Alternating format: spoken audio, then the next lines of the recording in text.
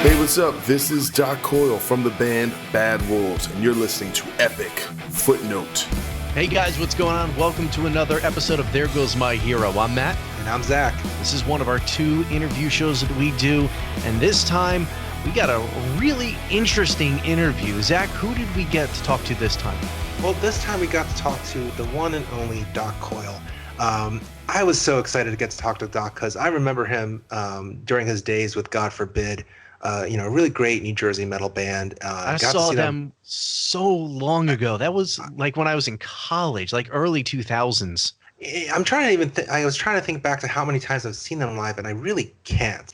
And it's really great to see Doc go on to great success, not only with his own band, Bad Wolves, with Tommy Vex and a lot of other great musicians, getting a lot of great radio play, but also even with his own podcast, the X-Man podcast, and where he gets to have some great conversations on his own. But I knew that as soon as he said yes to appearing on our show, we were in for a real treat. I mean, he is such an insightful person.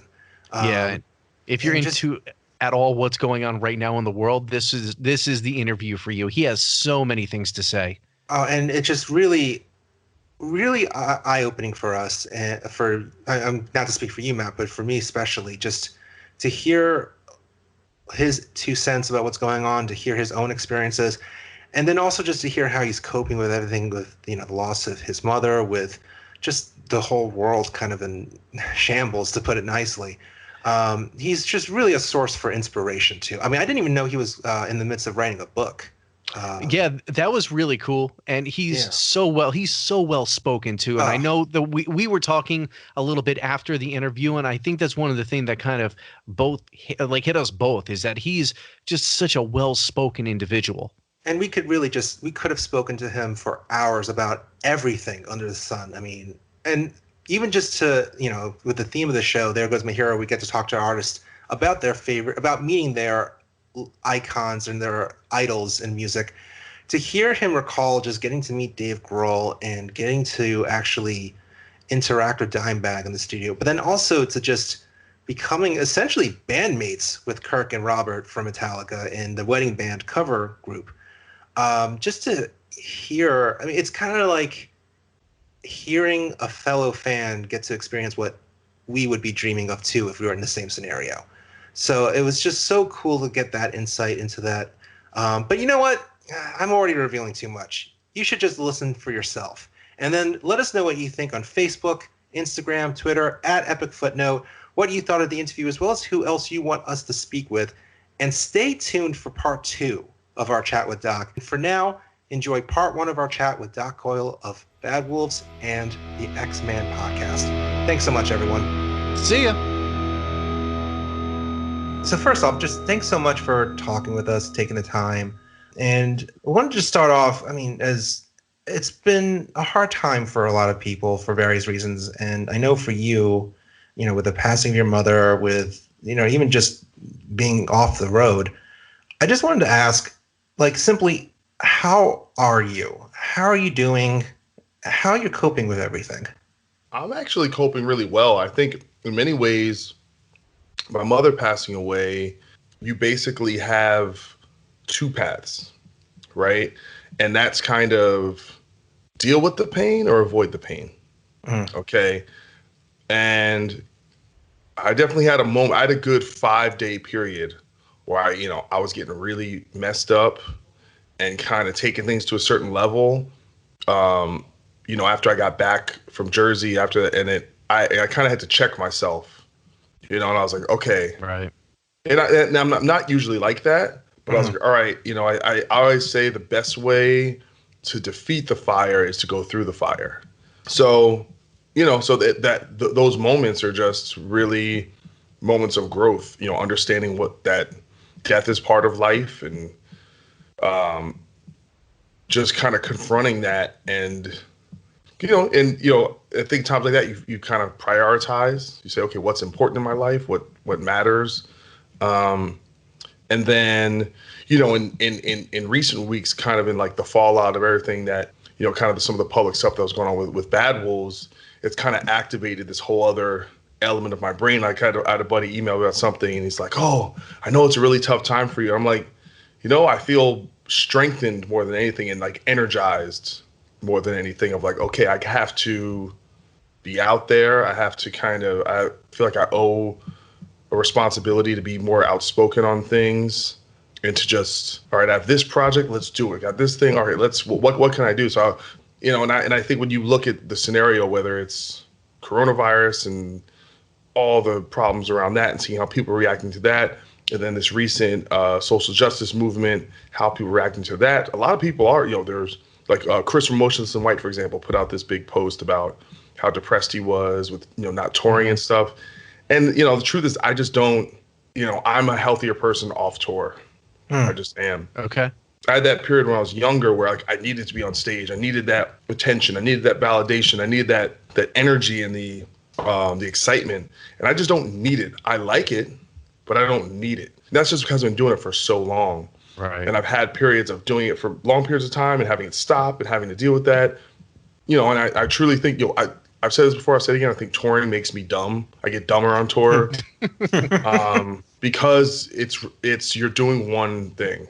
And I think to be kind of mentally ambidextrous, you have to constantly be, all right, I need to be reading this and thinking, just thinking about shit. Like I spend certain times, I'm just like pondering, writing things down, having ideas. And it's like, for some reason, when I tour, it's like I get more numb and like less kind of attuned to like the stream of really succinct ideas, and I don't know, I just get a lot less focused. So it takes a lot to be able to recognize that as well, because you do look at a lot of musicians who, as you mentioned, like needed to stay on the road, and it just ends up getting the best of them. So I think that's great that you're able to realize your strengths and weaknesses as well. But that's taken a long time. That's kind of the good thing about starting so young, where I was able to have a lot of adversity younger and fail young and do dumb things and try and learn from that. So by the time I was 31, 32, 33, I kind of was turning a corner of, all right, I made all these mistakes and I had this frame of mind. How do I get out of that frame of mind? How do I repair that and become a more healthy person? And I think a lot of people, and listen, I'm never there. I don't want to sit there and pretend like I'm some enlightened person in a grand scheme of things, but I don't think I bear the burden necessarily of a lot of people who struggle with severe trauma and mental issues and things like that. Like usually if I'm depressed or anxious, it's very circumstantial. It's rarely chemical. It takes a lot to acknowledge that and to be really in tune with yourself to that level where you can identify that. That's a huge step for a lot of people, is just being able to accept the fact that you have that level of anxiety that you need to overcome, and to put things in place to make yourself come out of it, and how to help yourself. So just being able to do that, I mean that's a huge thing, because I know a lot of people who are like that just kind of keep downward spiraling. So to get to that level, that's really good to hear that you've identified and you've found a way to come out of it. Listen, I have my moments, we got back for when my girlfriend came with me, when dealing with my mother, and me and her had a big bad for a couple weeks. And that was coming off dealing with the, grieving process. And then you have relationship issues in it, and that had nothing to do with my career, right? That was just life. Yeah. Right. And so it was like, okay, how do you get through this? How do you get, and so I was having almost these like mini panic attacks. That never happens to me. But also I've never been in a situation where I had a parent pass away and kind of dealing with the aftermath of that. So, I'm lucky. I've had therapy. I kind of have a good understanding of human psychology. I'm pretty self-aware. And so, I love to get into the idea of like preventative, right? Like, okay, I know these circumstances make me this way. So that means I need, I think a lot of times we tend to think about kind of health and preventiveness more in terms of like our physical body, right? Okay, you should eat this way, or you should make sure you stretch before you work out, or just make sure you work out, right? Like all these things. but I don't think people do that stuff for their mental wellness. They kind of wait till shit is screwed up, and then they're trying to fix the problem, as opposed to how do I create a headspace so that I don't end up in that position. Listen, you can't avoid it. Certain things are going to come up. Human drama, life throws you curveballs. But, I try and, I feel like stress is like a big thing. And a lot of people, I guess they're used to stress, or they're kind of used to functioning on like, oh my, like everything is an emergency. Everything, if I don't, and so they're on that frequency. And that's like the biggest killer, I know that feeling. Is just so it's me. Everything I do is kind of trying to mitigate stress so that when something comes at me, I'm not freaking out. I'm like, I try to do that Obama thing, so Obama's like, hey, Obama, the bombs are coming. He's like, you don't say. Well, I'm going to talk to Joe. We're going to figure this out. He's always just seems so cool, right? Like, you can just tell him anything, and he's just like, he's never going to freak out, That's why I'm trying to be even like Obama. Good aspirations. So not to dwell too much on, because as you mentioned, some of the drama not drama, but some of the things that happened with Bad Wolves, and particularly with Tommy speaking out in the press. I particularly loved your statement because you wanted to try to prove that how, despite your disagreements, you can still coexist with someone in a band setting. And I was just curious, do you think that the metal and hard rock scene is more or less open to acceptance of different races, different genders, different political views, or even do you think it's more so than other genres? The main, and I wouldn't even call it an elephant in the room, but kind of the thing that just is that it's a subculture dominated by white men.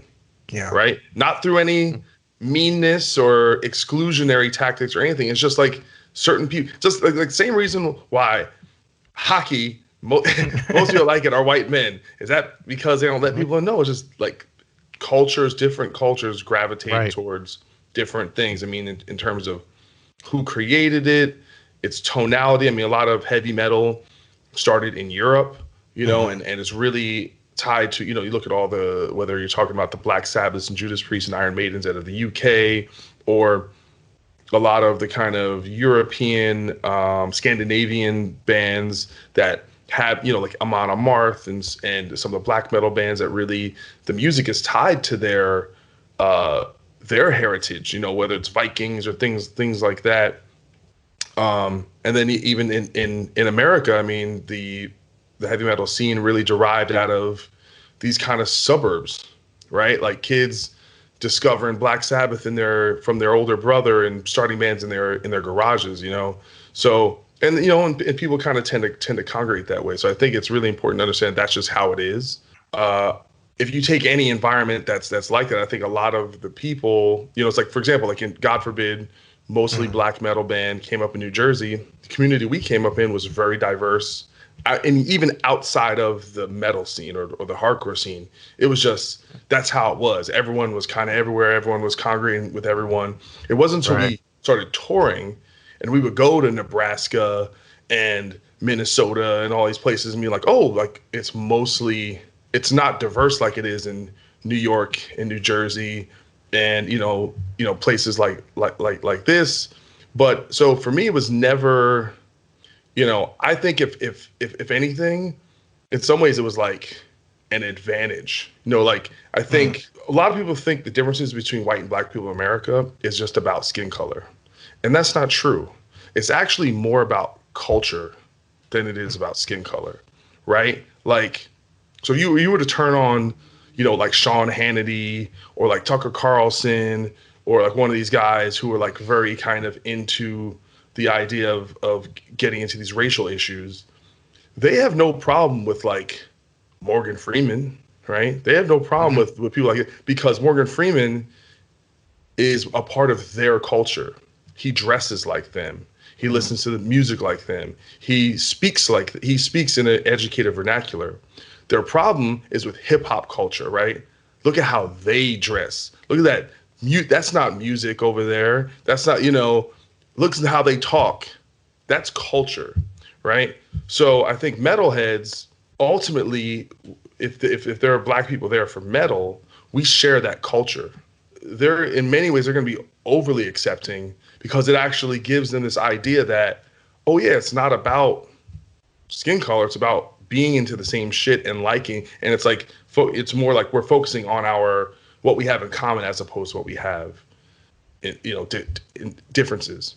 But it doesn't mean you don't have little pockets of either outward racism, and that's, kind of been reflected in some of these like black metal scenes that, are into kind of far right kind of neo-Nazi stuff and into that kind of Nordic purity kind of vibe, or just some straight up, kind of rednecky Southern stuff, where, we've seen some of the Phil Anselmo stuff, that's behind the scenes. And, I don't know if you guys ever watched any of the YouTube clips of him, like giving some of those speeches. Yeah. Yeah. Which not very fun to watch. Well, it shows some complexities. I remember the first show I went to was a Pantera show, and I was scared because when I was a kid, I was like, these two, me and my brother, we're mixed race, but we were in our minds, even though we loved metal, we're thinking Pantera, like we feel like we're going to like, oh, there gonna be racist people there that don't like us,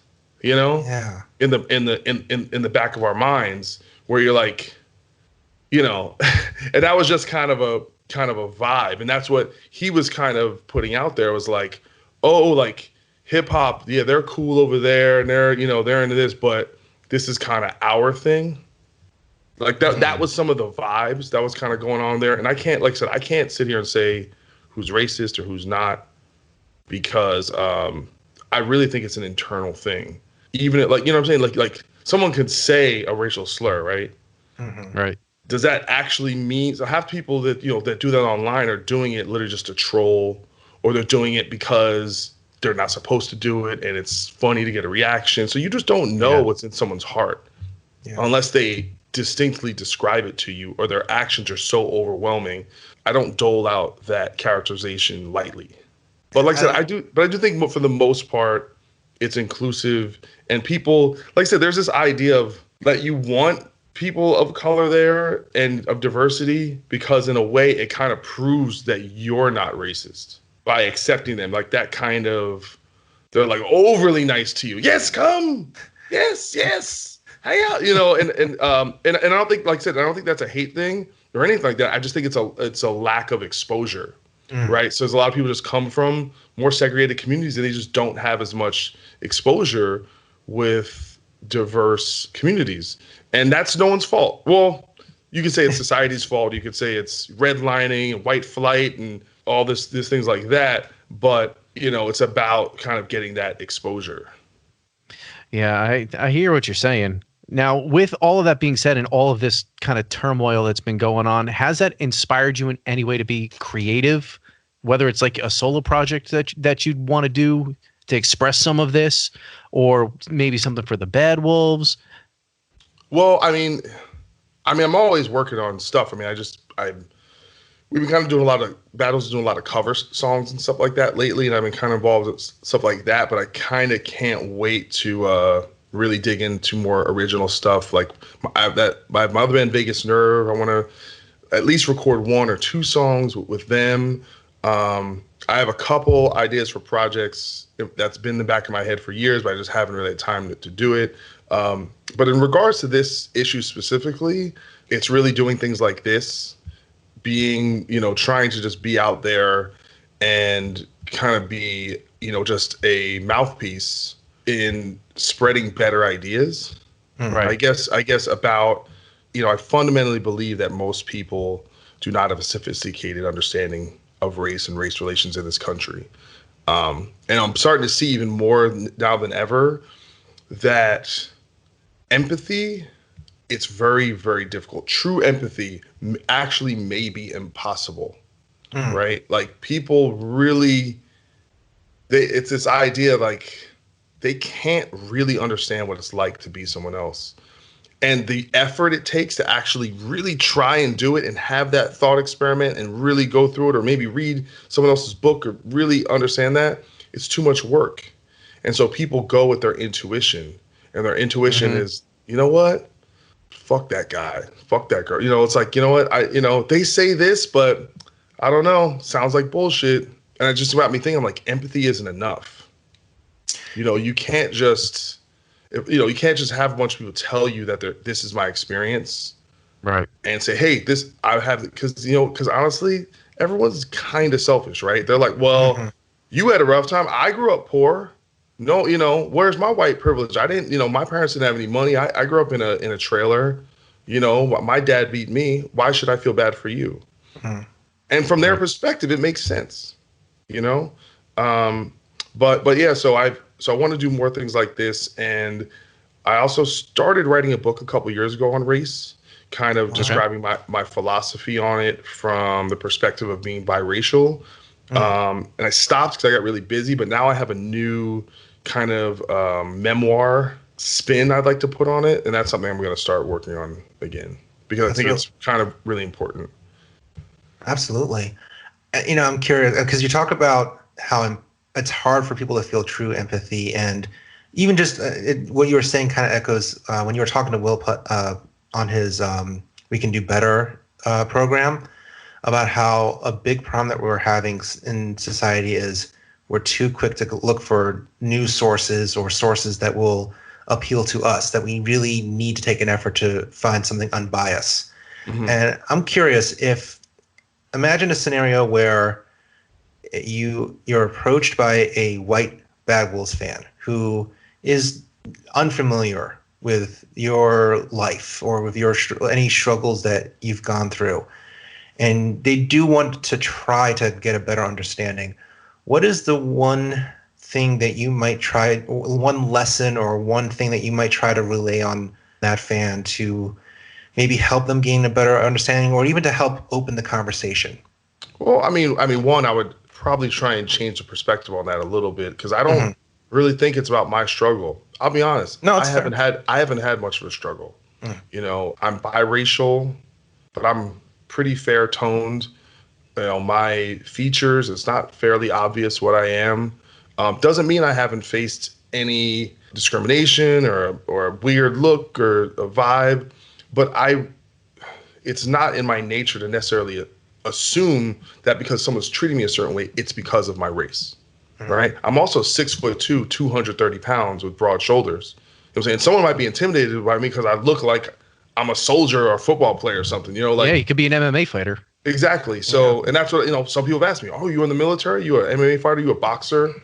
So I'm not the type of person that automatically assumes that. And I do think there's a element of, if you look for something, you will find it, right? So if you're kind of all of a sudden your ears are open and if you tend to see the world as dangerous, right? I always say this, like once you get a gun, you start thinking about how you might use that gun, right? You're like, all of a sudden now you're like more aware of danger, because you're thinking about it. So it makes you more paranoid, right? And I think, it's funny, I'm wearing this shirt that says "Stay Woke," but it's actually a "They Live" shirt. So it's like, I'm not like Mr. Woke politics dude anyway, but it's just, it's funny. It's ironic I'm wearing that. But I think that mentality, the woke mentality, is kind of like that as well. That woke's just, it's the idea of being what they used to call back in the day was like conscious. It's like, brother, I'm a conscious brother, right? You got to know what's going on with race relations, right? It makes you aware of things, but sometimes if you're looking for it all the time, at a certain point, are you seeing shadow puppets?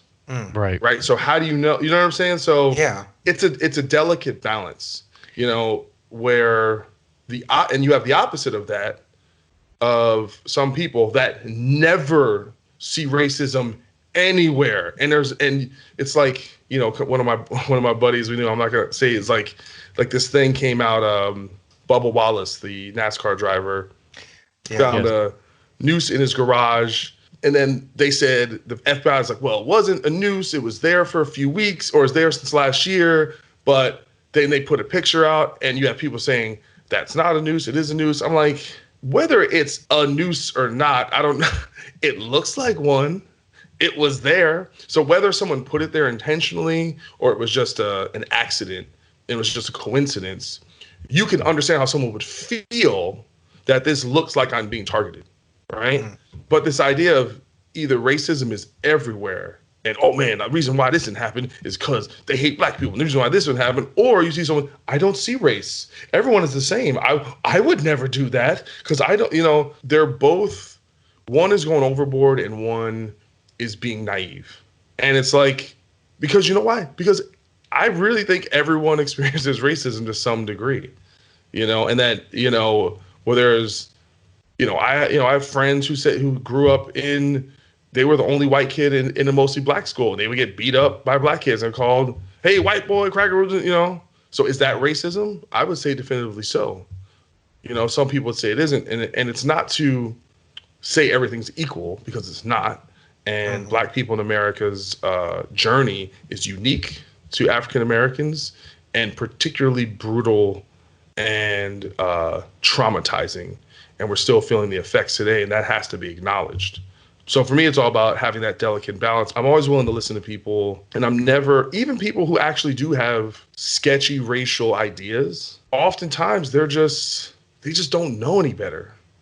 And usually when someone feels, said hate is kind of a strong word, but just any kind of animus, or I think a better term is racial resentment, and this is like, for example, you have something like affirmative action. Mm-hmm. So affirmative action really started in like the 70s, right? And it's no surprise that you have like Trump and people like that, and that whole anti-immigrant thing happened like 20 years later, because from their perspective, they're like, there's in, was that movie, American History X? The father, Chris Cooper, gives a whole thing about like, hey, this guy gets a job and he doesn't deserve it and should have gone to a white guy. Like those things, even though they're trying to help people, still create racial resentment. So some people have some of these odd ideas or really kind of problematic ideas. I always engage them with a lot of sympathy, because I think more often than not, they don't know a lot about history or understand why things the way they are, or they're just like, they're angry. They're not happy with their own lives, and people like that are ripe to be exploited, to say, well, you're not happy, you don't have this in your life, well, here's why. It's because this person, scapegoating is very effective for disaffected people. Yep. It's not you, it's me. Yeah, but listen, that works. That's a political tool for all stripes, but particular that, the racial resentment type of, idea, Well, thank you for just giving us that insight too. It's always just, not to speak for you, Matt, but like, I know it's always kind of awkward conversations to have, since we haven't experienced that, but I think just being able to have that conversation with you and to share it is we really appreciate that. Yeah, and listen, and it's a tough time right now. Like, no joke, just talking to you guys. I'll wait a few months. Wait for the temperature to go. people mad as hell right now. It's like, Jamal, we kind of wanted to ask you if you could help us with this. You would ask me what? Reparations, brother. Okay, we'll talk to you in 2021. You're clearly upset. We're gonna go back in quarantine. Yeah. Even white people are mad now. Let's see some of these these protests, man. I'm saying white people madder than black people. I'm like, damn. It's hard out there. So you might want to wait, let people calm down a little bit, then go and have those conversations, because you might get choked out. Well, thanks for the suggestion and heads up. But, that's right. And it goes back to what you're saying though. It's ripe for anger. It creates a lot of resentment too, and we think it's going to be helpful, but sometimes it opens a lot more wounds than we think. Well, there's also the element of, and this is kind of a criticism of, I'd say, maybe not the civil rights movement, but more kind of like the Black Power movement that started in the 70s, right? This idea, Black Power, Black Pride, which at the time actually makes a lot of sense, because you had a marginalized group of people who were not proud, who did not have power, right? So when you're trying to empower people without power, you're trying to give people a sense of loving themselves when they've been told that they're less and they're worse and they're not valuable, that actually kind of means something. But when you kind of coalesce people based on certain interests, right? So what they call in modern parlance identity politics. I'm kind of the mind all politics is identity politics, but particularly with race. So if Black people say all of our interests are collectively linked, right? The kind of inverse happens. You actually tell white people that, oh, so our interests must be linked based on the premise of race. You know what I'm saying? So it actually, so what you actually do is help create, you create supremacist factions by kind of isolating yourself. You know what I'm saying? It like you attract what you hate. Does that make sense? Like no, it absolutely does. Yeah.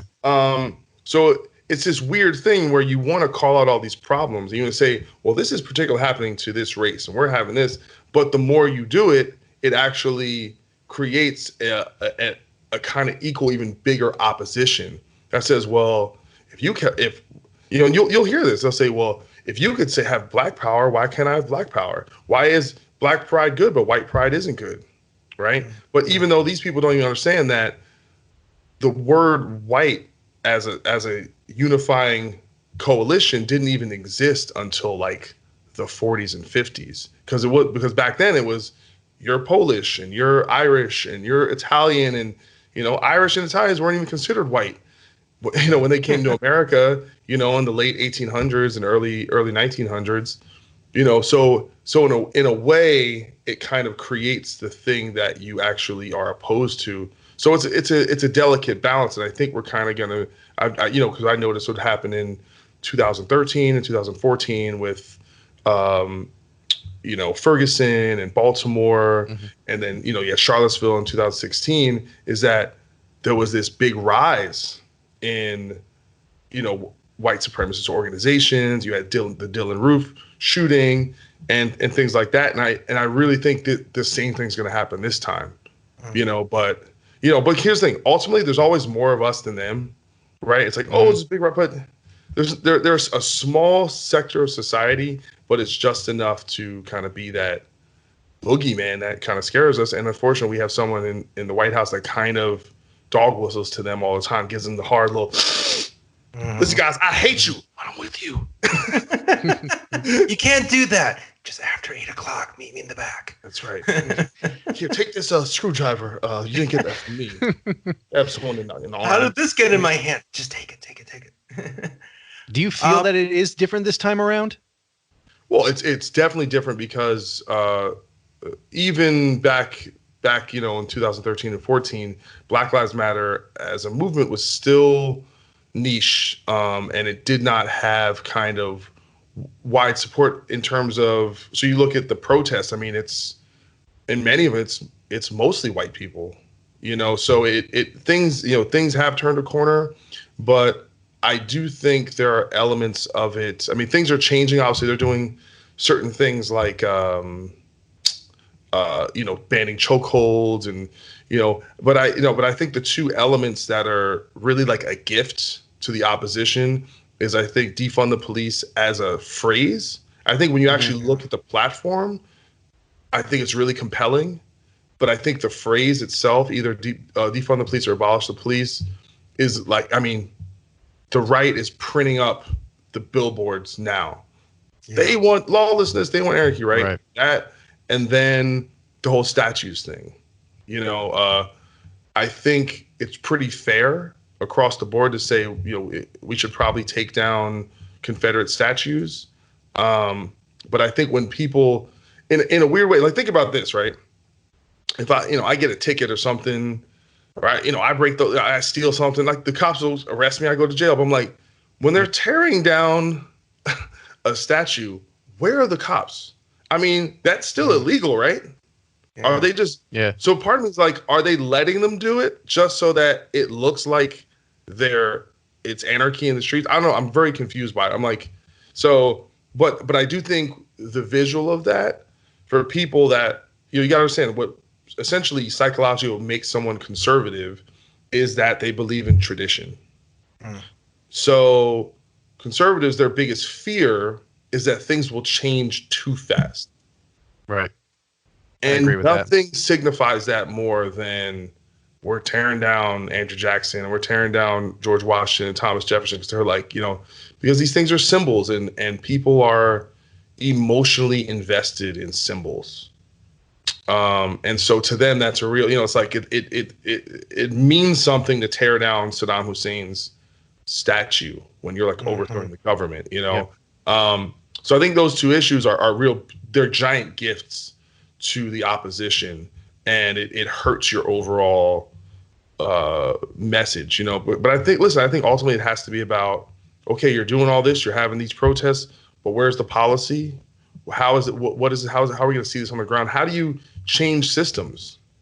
I mean, these are embedded in our entire culture. We are the most policed society in the West, and it's not close. We have the most people in jail by number and per capita, and it affects people of color way worse than everyone else. These communities are over policed.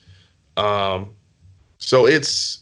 I think the best way to actually approach it is from a libertarian standpoint, right? Like we should want and I think that's the only way you're going to convince a plurality of people that we need reforms is to say, hey, you shouldn't want the police fucking with you without a warrant or illegal search and seizure, or we should all want to not have the military or the police be over militarized and kind of view the populace that they look after as they're an occupying force, and that these are like insurgents, and that's it. And you see some of these things, and you can kind of see like they're not even registering that they're dealing with a person sometimes, right? And that's really, like I said, and you've seen like that one video of they push the old man down. Yeah. And the guy cracks his head, and they just walk right past him. And people have validated that to me. They're like, oh, well, that's because his commanding officer said for him to go forward, and there's a medic in the back. I'm like, but why did you push him? And then you pushed him, so that means you're responsible. People aren't thinking, oh, well, there's a medic in the back. No, it's a human being. You just push him on the ground. He's an old man. He just hit his head. Like, you don't need, I mean, I don't care what your protocol is. Yeah. Be a fucking human being for 5 seconds and just, like I said, if I saw someone fall on the street, I imagine, or you'd help them up, right? Absolutely. There's a severe lack of common sense that goes around with some of this. Yeah. Yeah, and so but I think I heard this point. What's the name of this YouTube channel? I've been forgetting the name of it, but Renegade Cut, and it just made a simple point. It's that essentially the more opposition or the more you are criticized, and let's say your group in this instance is the cops, then the more your inherent tribalism kicks in. So the more you will defend against yourself because you're getting so much criticism. And then now that has also been adopted in a proxy by partisanship. So if you're the right, I'm for cops. And if you're on the left, you're on the left, I hate cops. So now you're actually, and it just becomes this symbol of like, all right, well, I have to defend my people no matter what. And it's like, why is it anyone's people? Like, and even the other side, I think, it's like cops are human beings too. They go home, they have families, like they're not robots, they're also people. They don't want, and you have to kind of appeal to that. But if you treat them all like this amoeba, that they're not like there's some kind of like a collective Borg mind, then I don't think you're gonna appeal to them either. Like if I was a cop, right, and I'm trying to do the right thing, and then everyone says I'm evil, it's like, well, why do I even give a fuck then, right? Yeah. So it works that way too. It's like it's a collection of individuals, and the truth is they're a function of a system. To me, being mad at just the cops is kind of like saying that the only reason drugs are a problem is because of the street dealers, right? But it's, do you know what I'm saying? Like, it's like, and it's like you're in a sense killing the messenger. And obviously, there's a lot of them that have done terrible things, but they're only allowed to do terrible things if the system allows them to do that, and it doesn't weed them out, and it doesn't give proper repercussions. Yeah. So I want to segue into our series. There goes my hero. And on There Goes My Hero, we talk about the time that you got to meet your musical icon. I would love to know a little bit more about the music idol that you wanted to talk about. Mm-hmm. Well, I think the thing is, I wrote down a few because I'm like, I'm trying to think. I'm like, the first time I met each of these individuals, I'm like, some of it's not like the greatest. See, the one story, my Dimebag story, I've told a lot. So I mean, I could tell it, but I mean, we're always down for a Dimebag story. What's funny? It's called There Goes My Hero, because I also have a Dave Grohl story. So. Well, we definitely want to hear that. Yes. You know what? I think we need to hear everything. Let's talk about Dave Grohl first. Okay. So I had the good fortune to play the Dime Bash in 2019, January of 2019, hosted by Jose Mangan, Sirius Satellite Radio, and it's also run by Rita Haney, Dimebag's widow. And this particular year, Dave Grohl was going to be there, and he's, there's some famous people there, whether it's Corey Taylor, some guys in Anthrax, whatever. But Dave Grohl. Yeah, he's one, it's like interesting because he's a rock dude, but he's he's like slumming it to hang out with these like metal, cavemen. It's like a charity event for him. Yeah.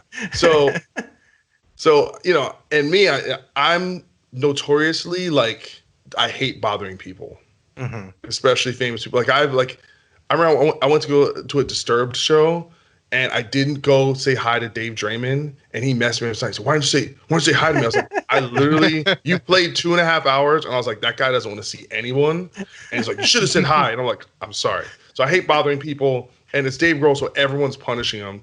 But I'm watching from behind the stage one of the bands, and he's standing there. And I noticed that he has Air Jordan 1s, the Breads, the original black and red band Air Jordans. I'm like, "Yo, Dave, man, those are sick shoes, man." He's like, "Oh, thanks." And I show him mine. I was wearing some J's, like, right on.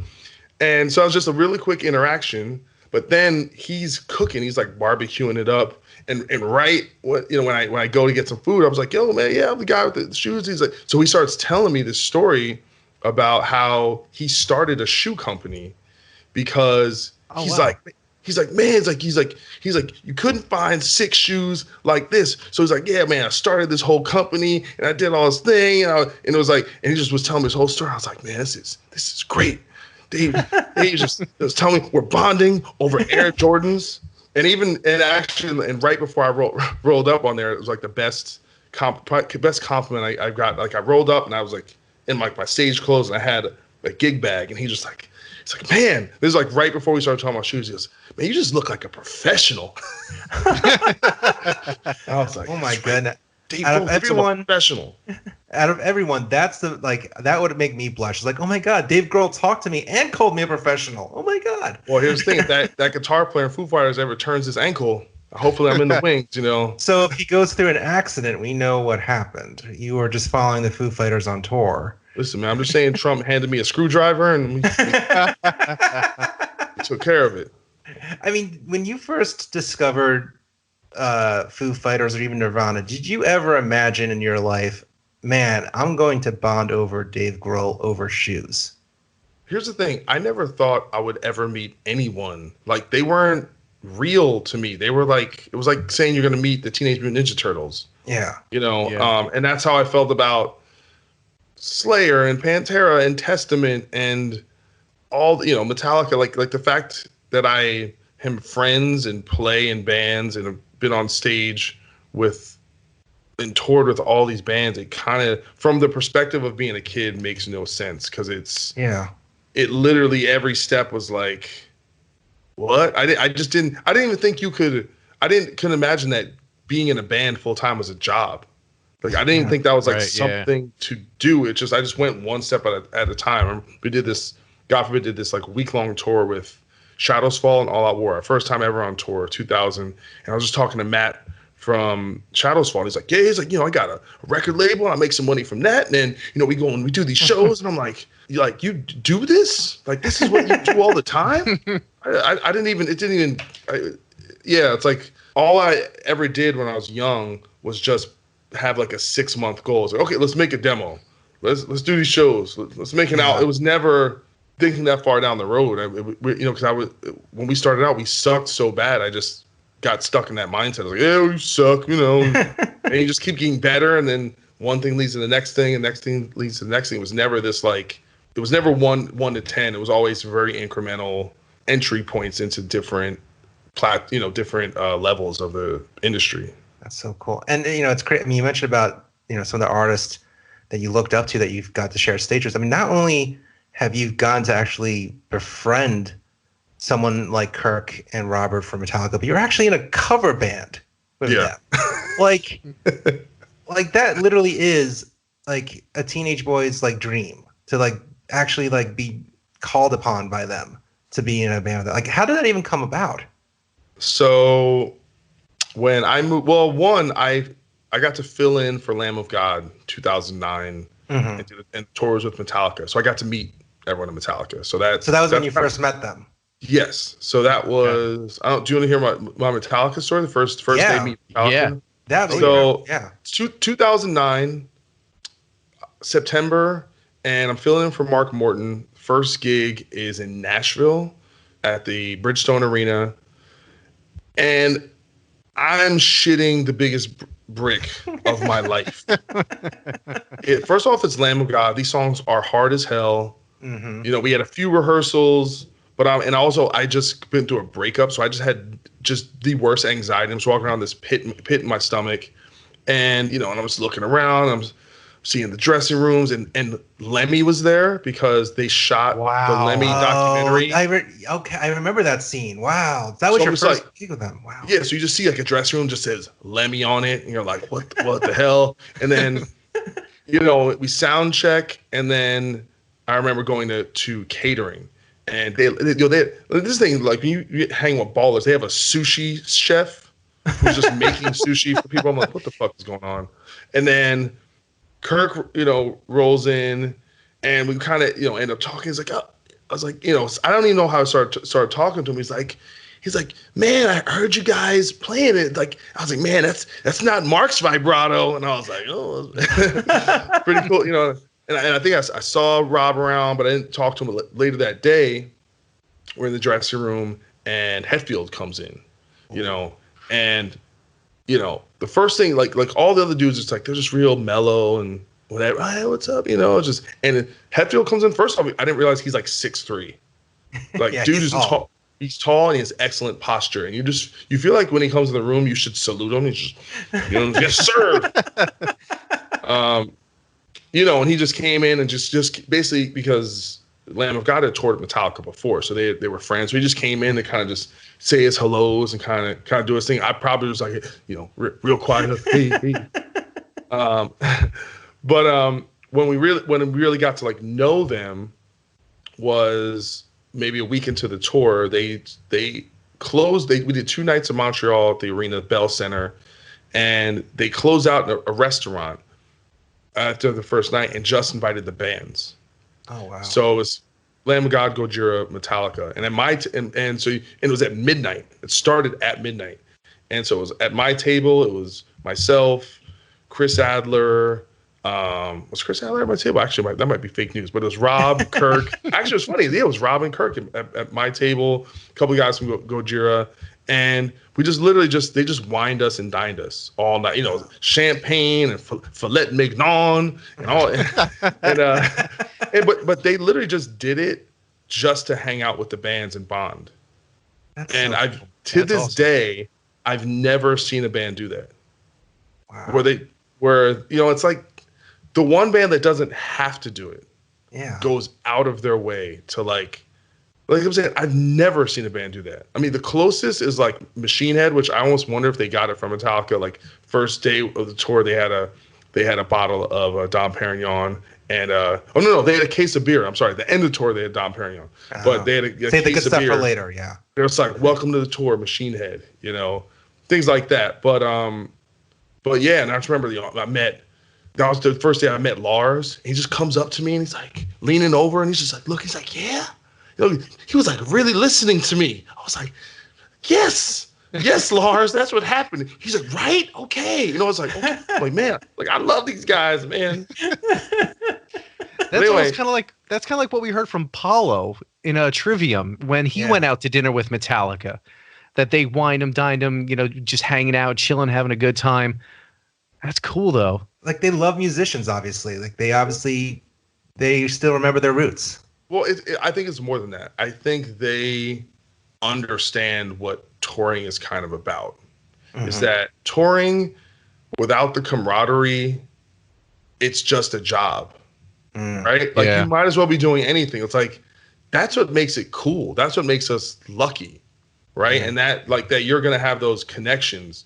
And the thing about Metallica, especially now, they only I can't speak to like years ago, like the Summer Sanitarium tours and stuff like that. But now they only take bands they like and respect.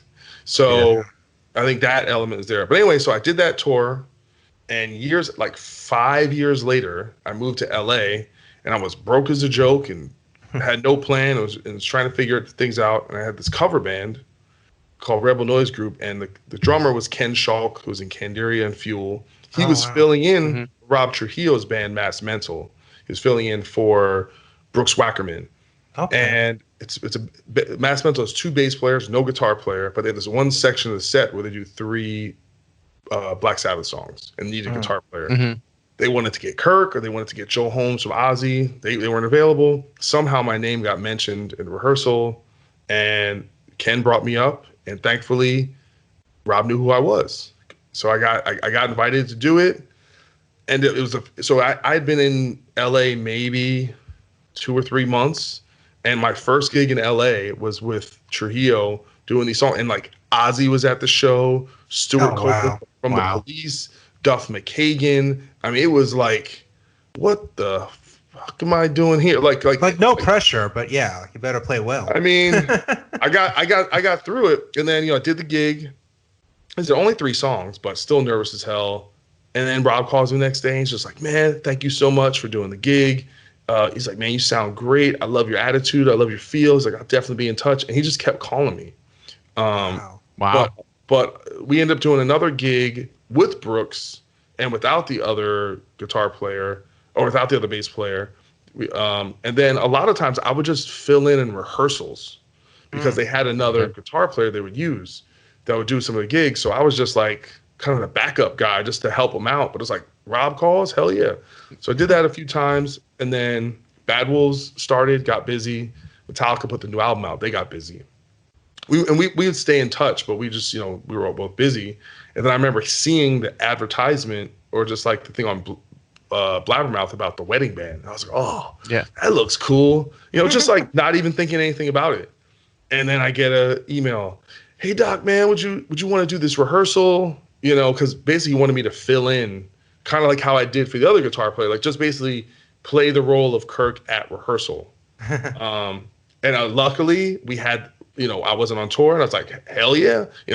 I knew a few of the songs, but I had to learn, 14, 15 songs, got to rehearsal, but it just felt good. I was like, my whole thing with that is just make Rob happy, make him not have to worry about me. Right. Yeah. It sounded good. Felt good. I was like, end of rehearsal. I was like, got through it. Felt good. Didn't screw up. And then end of rehearsal, he's like, that just sounded really good, man. He's like, I kind of would like to get you on this gig. And it was in Toronto. And Battles, it was starting to tour with Papa Roach. And I was like, really? You don't say. He's like, let me make some calls. He makes some calls. And he's like, yeah, we looked into it. And it's just last minute like this, there's just really not room for another person in the budget. And at this point, I got myself all hyped up. And I was like, well, what if I could fly myself there? And he's like, I'll get back to you later. So I went home. And then he called me at like 10:30, 11 that night. It's like, if you can fly yourself there, we'll have you on the gig. Oh, wow. And so I ended up taking a red eye to get there. And it was like one rehearsal day, and then the gig. And it was like, I was a little freaked out because I was like, I'm not in the band. It's supposed to be a 4-piece. Is like Kirk gonna be like mad at me? Like who's this guy? Even though he knew me, it was like, his kind of gig. So, it just ended up being so much fun. And then, there was another gig, and he said, and basically it's like, basically like I'm in the band now. So it's like, hey, we got this gig, you available? Yep. And it's like, so we did a set. In that gig, it was like way more rehearsals. We rehearsed 4 or 5 times before we left to South Carolina. We rehearsed like 4 or 5 times there. And it was, we got these suits, and like, we had costumes, and we had this crazy WOD competition. It was way more ambitious and cooler, because it was the first one was in like this was in a music store kind of showcase room, and this one was at a real venue, like a real theater. So it was just bigger and better and sounded better, and the crowd was hyped up. It was really felt a little more real. That's awesome. Yeah, and and there's just a lot more. This one was more like work, because we were practicing a lot and a lot crazy arrangements, and it was really involved. But it's just to be part of that. And then John Theodore is the original drummer of that. And jam with him was amazing. We had a horn section, and so did Bobby Patterson, who had second vocals. I mean, it was a lot, But just being around, especially just being around Rob too. He's kind of like my mentor in a lot of ways. I just his vibe is just so, his positivity and like his frequency that he's on is very inspirational. It's funny you say that, because I feel like you can definitely feel that as soon as he joined the band too. He was almost he was what Metallica needed when you watched the documentary. Say the exact same thing. He's a glue guy. Yeah, like he really brought in a new, not even energy, just focus to Metallica since he joined. And it's just so awesome to see how excited the band is because of him. Yeah, it's tremendous, and you're just around it, And then sometimes, and same thing with like Kirk, because the thing that's kind of funny about them is like they rock out at rehearsal like they're at the show. Like they're just having so much fun all the time. They're just in kind of this zone thing. And, Kirk, you just, and he'll just be going off, and you're just like, oh shit, it's Kirk. He's doing the Kirk thing. Like, yeah, well, that's the guy. That's the guy that maybe I picked up the guitar to do the thing, and it's just being in that environment it's humbling. But it's also like, all right, I'm here for a reason, and I'm very self-deprecating when it comes to my playing. But for some reason, like, I keep getting these opportunities, and you just kind of take each one and be professional and show up prepared and have a great attitude, and and hopefully, like I said, hopefully they keep calling back. But they don't always call back. Well, hopefully once things get better in the world with health and everything, you get to jam with them again on stage. Yeah, I mean, with that, it's just all about schedules. If for some reason Bad Wolves is booked and I can't do it, it would definitely suck. But it's just knowing Rob, it's like, he definitely seems to like having me around and enjoys playing with me. So it's just, and it's just, like I said, just happy to be there, because they're also, kind of a generation, kind of the generation behind me, in terms of. And I love kind of being the new guy, the young buck, and hearing the stories, man, because you forget, like, Rob's like, he played with Ozzy, he played with Jerry Cantrell, he played with Suicidal, and you just hear all these crazy stories. And same thing, Whitfield Crane, from Ugly Kid Joe, and he's got the best stories, I'm sure. And John Theodore's in fucking Queens of the Stone Age. I mean, it's like, just all these, and it's just interesting because you get to kind of peer behind the curtain a little bit and just be bros, and it's awesome, because every band I play with, it's like I look at it the same way. It's like we're a gang, we're family, it's always really important, that element of, and it's like, and you do that like wedding bands. So we went out to eat together every night. Every night. Cool. Like, that's this cool. What time is dinner? And because it's important to them of having that collective vibe, you know, and it's cool. Yeah. You teased us with a Dimebag story. Okay, yeah, the Dimebag story. I feel like we have to hear the Dimebag story. Okay, so God Forbid put out a record in 2004 called Gone Forever, and we were in the mastering studio at Master Disc. Engineer's name is I'm missing his name off the top of my head, and I feel terrible.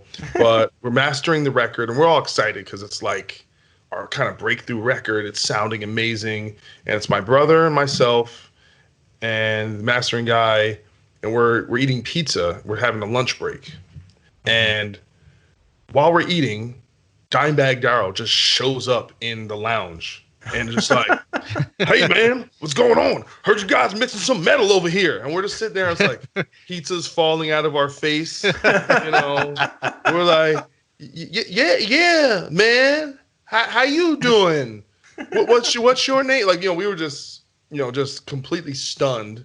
And he's like, "Hey man, you know," when he started, and basically Damage Plan was at the same studio mastering their album. You know, apparently Vinny was there, but he didn't see him. And he goes, "All right," well, you know, he's telling us about the album. He's like, "Yeah, man, we got this new band coming together." It's like, "Man, we got some solos, but not too much solos." You know, we get it together because it wasn't out yet. Like, no one had heard it, you know, but he was like telling us about it. And then he's like, "Oh, can I check out a song?" So he came in studio, and the mastering studio has like this lounge chair, like this kind of sofa chair, and these giant speakers where you can listen to the song. So he plays a song called "Judge the Blood." Pretty sick song. That was the closing song on the album. And, you know, he's listening to it. He's like, "Man, this sounds like King Diamond." One part. And then the end of the song is like this breakdown. It's like, you know, it's got this kind of groove. And he goes, "Hell yeah, domination, man." And we go, "Yeah, man, you know, we're always stealing your riffs." He's like, "Man, we ain't stealing riffs. We're sharing riffs." And I was like, "That's awesome." Yeah, and it was just like, and it kind of, I almost get goosebumps like thinking about it, because it kind of, we felt almost blessed. Yeah. That like, oh man, this good, you know, Dimebag kind of blessed the album, you know, just coming there and giving us props, and it was just, like I said, same thing. You hear the stories about Dimebag, it's like he didn't have to do that. Yeah. You know, it's, you know, like we would never just roll up on their session. "Hey, what's up, man? Go check out our demo," you know. I would have loved to see you try to do that, but yeah. But a little Easter egg, Damon Dash from Rockefeller Records was there getting a haircut. Pretty cool. Really? Yeah. Interesting. Yes. Wow. Well, I'm sure had a record they were working on, but because he's rich, he just has the barber come to him and do his hair. Man, what an interesting collective of people. And you know, it's funny. You talk about just Dime coming in very like just familiar and just like part of the group.